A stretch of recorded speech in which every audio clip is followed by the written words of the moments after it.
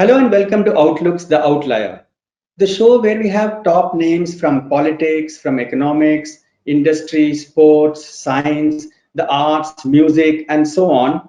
But the people who feature here are not just who have excelled in their fields, but they are much more than that. They are the true trendsetters, they are the true rule breakers, they are an inspiration to an younger generation. Our outlier this week is author and activist Taslima Nasrin. Taslima has been living in exile for over 30 years now. Her articles in the newspapers in the early 90s and her book Lajja or Shame about the travails of a Hindu family in Bangladesh angered the religious fundamentalists and she was banished from Bangladesh.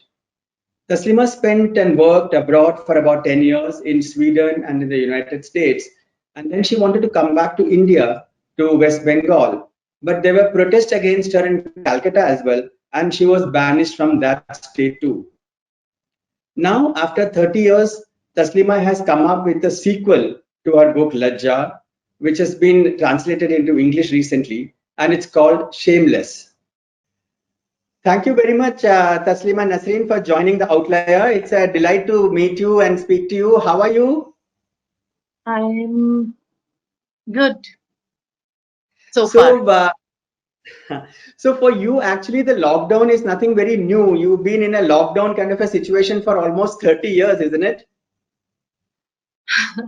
I haven't counted, but when I was in Bangladesh, I had to go into hiding and I stayed there for a few months. And then when I was living exile life in Europe, I was living under heavy police protection. So, staying at home was normal for me. I was not allowed to go out whenever I wanted to go out.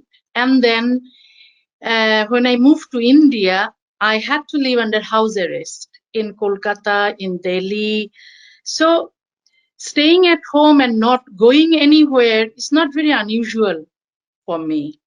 So I am not suffering a lot since, March, I think that I have been living at home and not going outside and not allowing anyone to come home to see me. Okay. Taslima ji, the country that you want to go back to, Bangladesh, won't accept you. The city that you want to go back to, Kolkata, won't accept you. And yet, you are so drawn to them, to the cities, to the country, to the culture, to the people. How does it feel, to be sort of not wanted? Yeah, it is very sad. I am very sad. But what can I do? I had to leave my country 26 years ago. Since then, I have not been allowed to enter my country, Bangladesh. And my second home was Kolkata. And, I moved to Calcutta in 2004. Since then, I was so happy and I was living there. But after 3.5 years, I was thrown out of Calcutta. I didn't commit any crime. I just am a writer of some books. I write about women's equal rights. I write about, human rights and secularism and, for democracy, for free thinking. And suddenly the government had problem with my writings and they banned my books. And then ultimately, they threw me out of the country. I was very sad, but I didn't want to leave India because I am from India, from the Indian subcontinent. If I, lost India, then I would not have any place to live in the subcontinent. And even though I'm an European citizen and I have American green card, I didn't want to live in those countries because I didn't feel at home. I feel at home here. Even though I'm not in Bengal, I wanted to live in Bengal, either East Bengal or Bangladesh or West Bengal. But it's very strange that that I'm a Bengali writer. I love my language, and I love Bengali culture, but I am not allowed to live in Bengal, neither in the east, neither on the west. But anyway, I decided to live at least near to them. And in the, Bengali is one of the languages of India. So I feel at home here. In India, even I feel at home, even though I'm surrounded by different kinds of language. But it's not very far. Hindi, Bengali. It's not very um, you know is quite similar language, so I can feel. The main thing is that I feel at home, so I decided to live in India. But I don't know, in India also it is difficult now, because mm, some years ago, instead of having 1 year residence permit, I got 2 months or 3 months. And now in this month, my residence permit will be expired. But I requested the government to extend my residence permit. I didn't get answer yet. After, 2 weeks, I think that my residence permit will be expired. So I'm quite worried.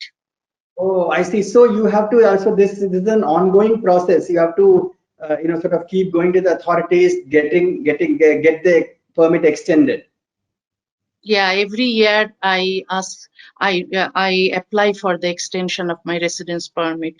And sometimes I get for 1 year, sometimes I get for 2 months or 3 months.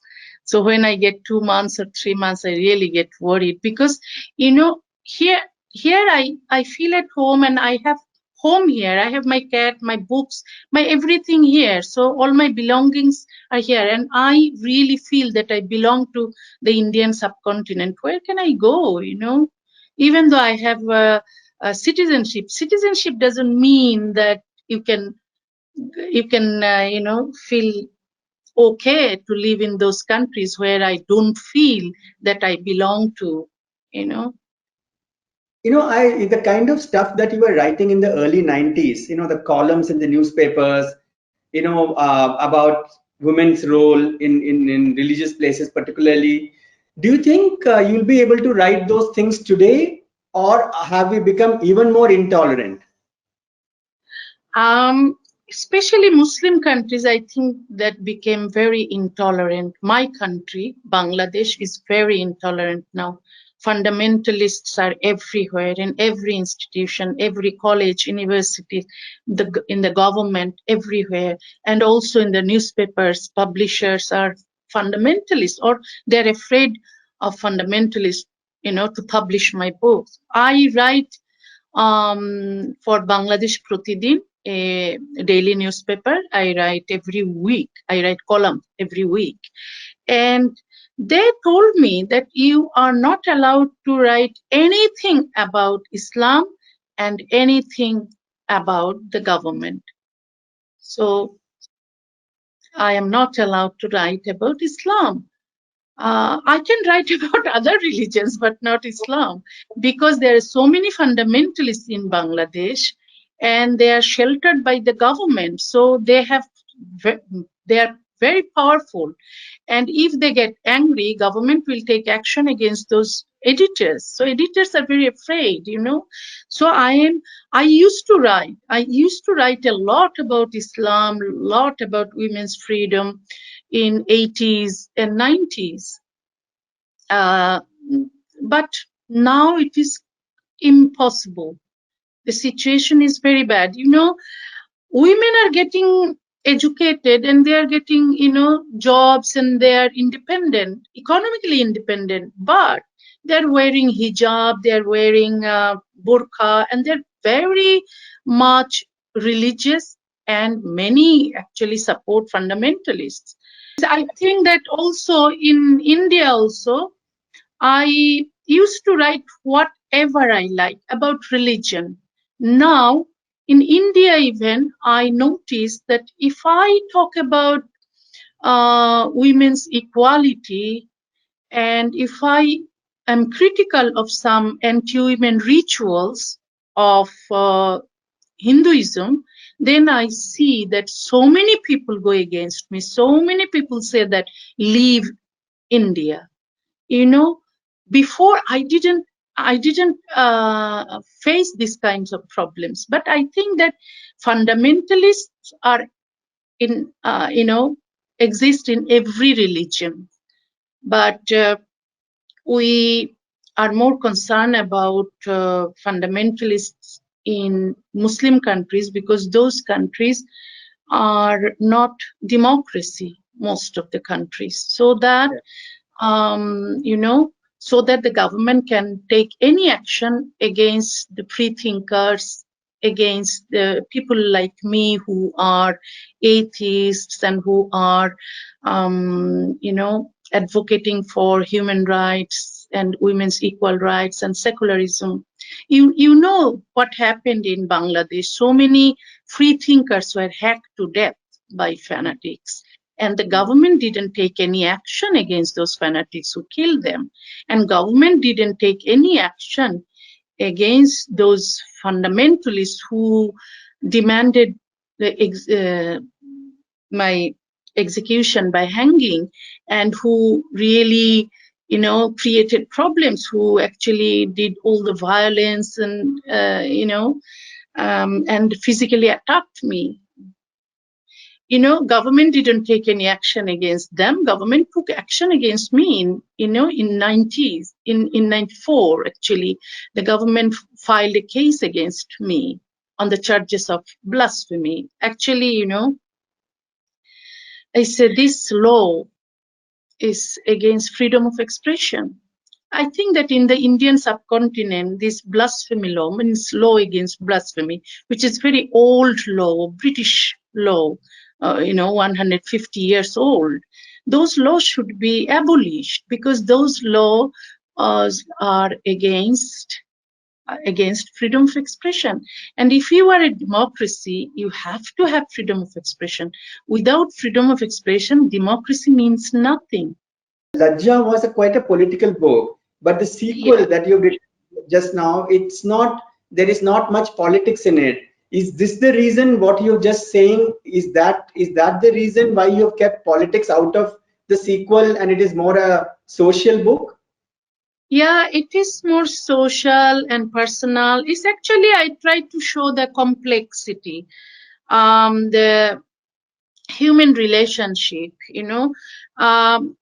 This book was published, Shameless, and sequel to Lajja. Here I try to show that Shiranjan and his family, the characters of Lajja, left Bangladesh. They, they were attacked by Muslims, and they also saw that so many Hindus were attacked by Muslims. They were very secular. They were very, they never practiced religion. It's a very secular family. But after coming back, after, coming to India, they started hating Muslims, of course, because they were attacked and hated by Muslim fanatics. So they tried to kind of, wanted to take revenge. But ultimately, Maya and Shiranjan, they saw that some Muslims are good, nice, friendly, and some Muslims are also bad, fanatics and anti-women. And also they met some Hindus who were very hostile and who are not nice, not friendly. And some are friendly, some offer job, So what I wanted to say, that bad and good people you will find in every religion. It's not in one religion. It's not that all people are bad.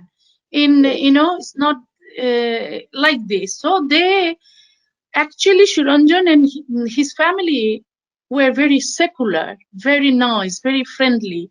Whenever in India, means actually in Kolkata, when they saw or met some Muslim people, they're very nice, very friendly. They became friends of Muslims. So it was not, they thought that they will never be friends of Muslim, but they actually found good Muslims. good people in Muslim community. And so, you know, superficially, many people would think that they were very communal. Actually, they were not. In the first impression, it would, people would have that they were very communal. But after some time, they realized they were not communal. Actually, they are secular. They can have friends from in Hindu community and also Muslim community. They were very angry. They were depressed, so they left the country. But ultimately, they realized that actually good people can be their friends because they are good, they are nice, they are friendly. So people, irrespective of religion, that you can be, people can be very good, very secular. So religion, they actually came above the religion, and they found some Muslims, some Hindus. So religious identity was not their main identity. They were human. They are they are helpful. They sympathize with others. That is the human quality I try to tell in Shameless, that Shiranjan and Maya and their mother, even though we thought that they left Bangladesh and they hate Muslims, actually they are very secular people. In the book Shameless, the most interesting plot device is that Taslima Nasrin herself is a character in the book. The author meets the characters, and the story then develops. Would you like to talk a little bit about that? Yes, I wrote Shameless when I was living under house arrest in Kolkata. I was not allowed to go out. After I was attacked in Hyderabad, I came back to my home in Kolkata. Since then, I was not allowed to go out because the government asked the police not to allow me to go out. So I had this kind of lockdown situation I had. And then I was thinking to write a fiction, because not anybody was coming to my home. So I was thinking, what about Shuranjan? Because he was supposed to live in Kolkata. If he, knocks my door one day. So I put facts and fiction together. In some parts of me were facts because I was a writer. I was living in Rawdon Street. Everything is fine. I had police protection. Everything was okay. Facts, the truth. But then when I meet them, when Shuranjan came to me, when I went to his house, that time my character is a fictional character because that didn't happen. So fiction and facts were together. So I it was like I really enjoyed writing the book. you know some facts and some, the people who know me would understand which part is facts, which parts are facts, which parts are fiction. Okay. And Taslima ji, you've also been very busy in the present lockdown. You're writing quite a bit, both poetry and fiction and stories. Not really. I'm writing whenever I like to write, and I'm very busy writing. It's not like sometimes I write, sometimes I read, sometimes I watch movies, sometimes I watch news, sometimes I talk with friends. Everything is a human life. I have, I told you that my life is more or less this lockdown type of life. Like So it's not for a that while. suddenly I didn't get the lots of time that I can use. It's not like this. Always I live like this, more or less.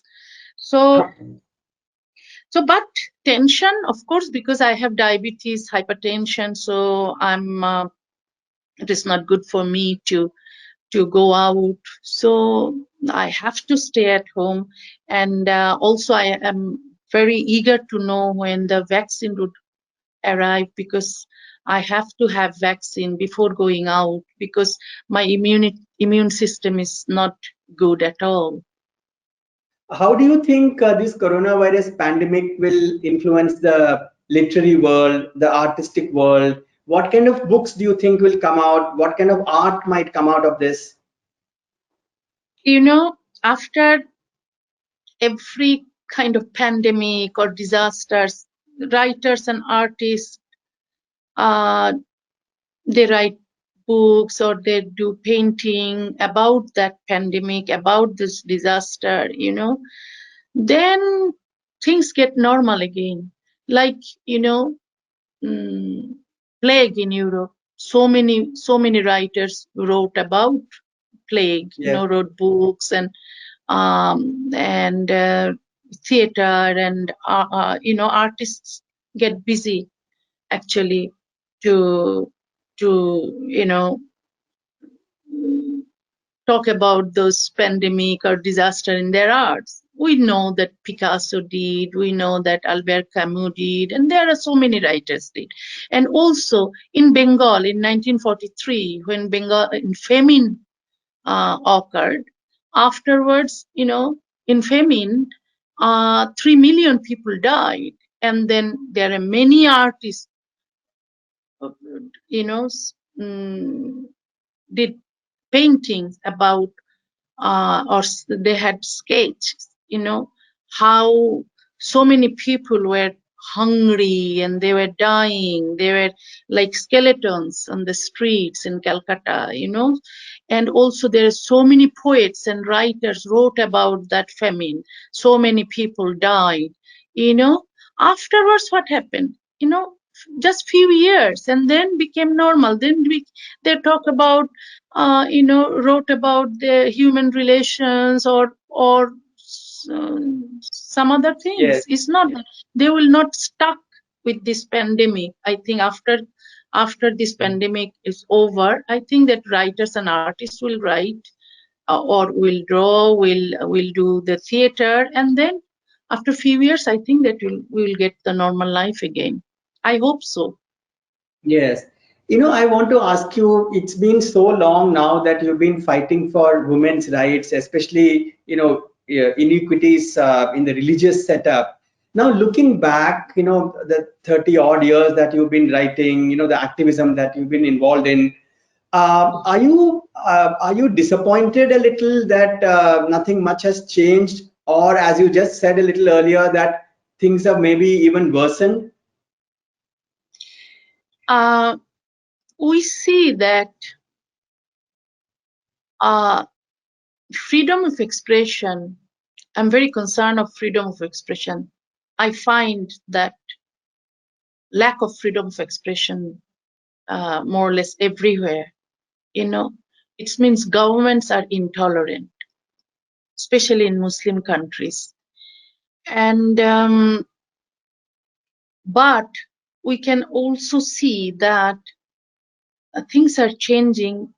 Many women are becoming feminist. Many people are becoming free thinkers. When you oppress a nation, you will see that backlash. There are so many, even they're maybe wearing hijab because they're forced to wear hijab, but they want to, get rid of this hijab. They want their their rights and freedom. So these things are happening, bad and good.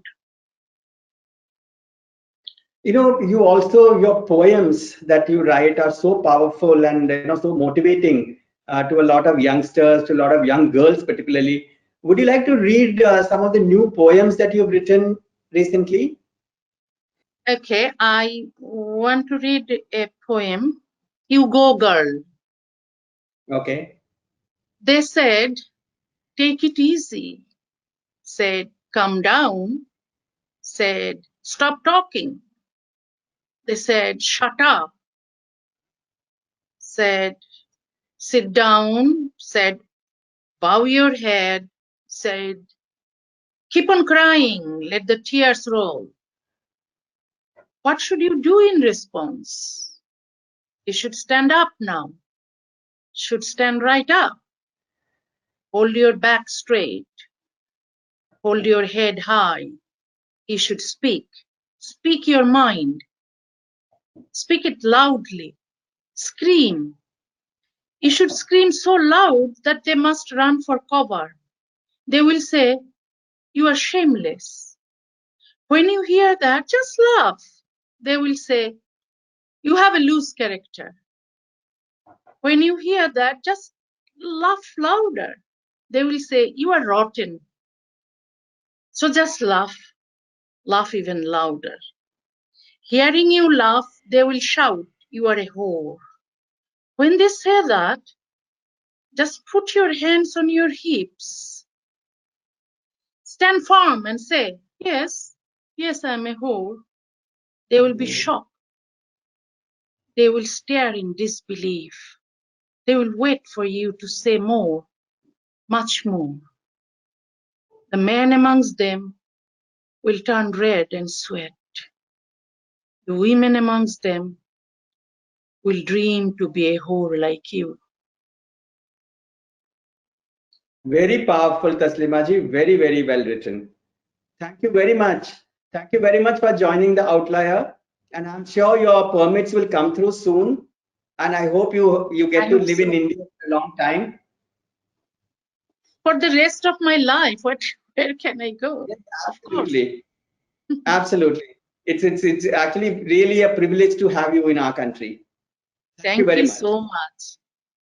Thank you, Thank you. Taslima ji.